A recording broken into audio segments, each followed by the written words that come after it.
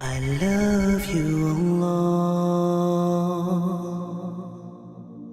The things that void your fasting, scholars say, are 7. So memorize them, and then you don't have to worry about anything else, because now you know that these 7 nullify your fasting, so anything else does not.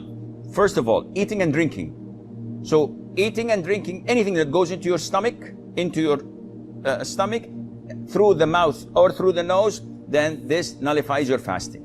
Even if you swallow a stone, it nullifies your fasting. Secondly, whatever takes the role of food and drink, such as the IV, if you have Glucose, for example, that you can live for 3-4 days without eating and drinking, just because of this IV is going into your veins. So this nullifies your fasting. And this means that if I take antibiotics, if I take Voltaren shots, if I take insulin, if I take penicillin, anything that does not nourish me, that does not take the role of eating and drinking, this doesn't nullify your fasting. So if someone says, if I have to take vaccines, does it affect my fasting? No, it doesn't. I have to extract a tooth and the doctor gives me or anesthesia, does it affect my fasting? The answer is no.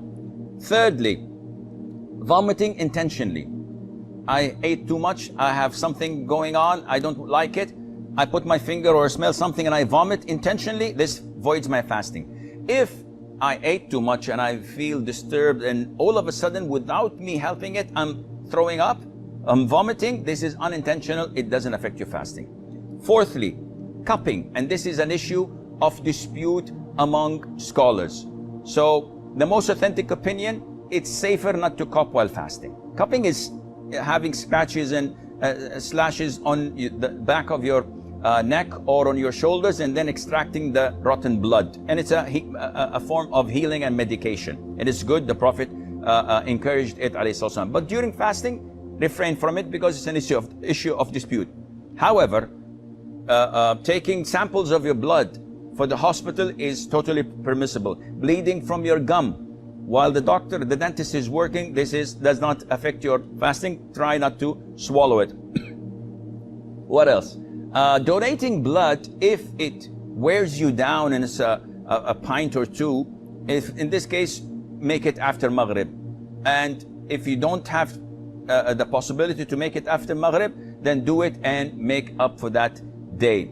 Fifthly, ejaculation. Any person ejaculating while he's awake, of course, because this is different than nocturnal emission. What you suffer or what you have of what they call wet dreams when you ejaculate while sleeping, this doesn't affect your fasting at all. But if you do it intentionally while awake, by looking at something or thinking or masturbating, this nullifies your fasting. Sixth is intercourse, and this is the highest of all.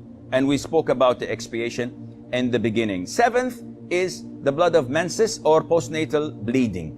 These two, if there exist, then the fast is void, even if it's seconds before the adhan of the Maghrib. Now, if you look at toothpaste and look at these 7 categories, you will find that as long as it doesn't go into your throat, you're in the clear.